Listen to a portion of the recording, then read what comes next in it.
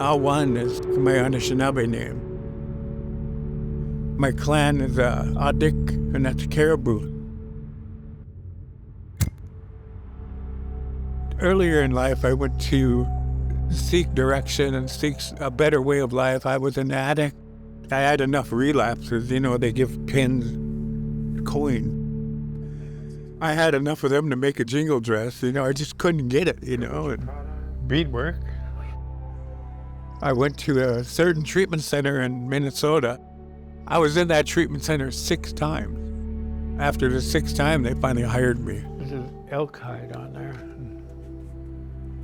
Teaching that and giving the drum story to people really helps. I really wanted to make a difference in other people's lives, to give back some of those miracles that I had finally found. My name is Joe Martineau, and I'm an addiction, alcohol, and drug counselor. And I knew that's what I would do till I retired, no matter what. I grew up in Sawyer, Minnesota, a real traditional part of the reservation, and spoke my language, and we went powwows, and we all did a lot of things culturally and spiritually within that community. We were taken away from our mom, who after my dad died started drinking, never went to court. They just started taking us.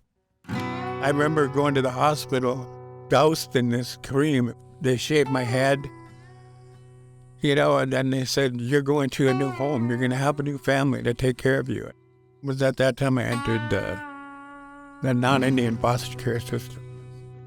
The names that I was called, the loss of the culture, the loss of connection, the loss of identity, the hating of being Indian just because of being different really caused a lot of shame-based trauma with watching these on TV, hearing their depiction of what they thought, Indians were, from drunken Indian to, pagan savages, didn't believe in God, and they were godless, and all of these things that they had judgments against Indians.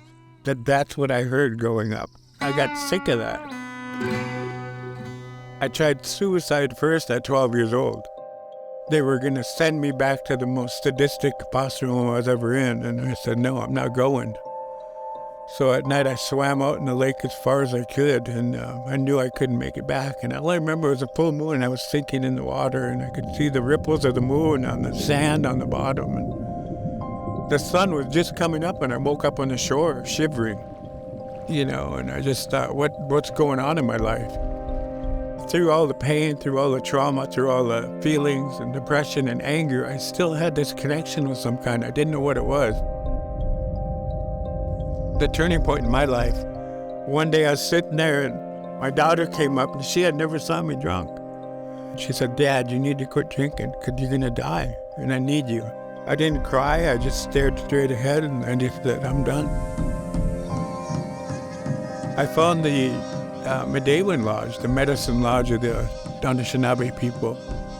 I heard the drum one day, I heard the grandmas talking, I heard the people talking, giving their stories. I saw the miracles, I saw the life-changing things happening to people, and it was at that time I knew that would be the biggest part of my life.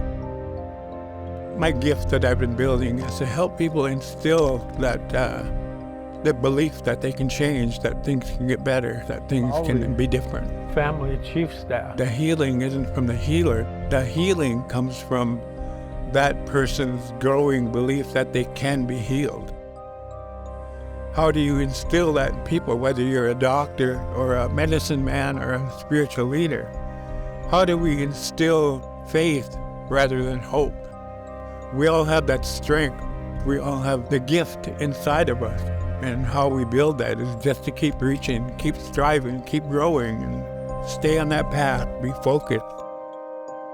Find your own truth. Then when you find that truth, keep your truth strong in you so it guides you. We can become better people as a result of this. That we can treat each other better, treat this earth better, and just live a better life together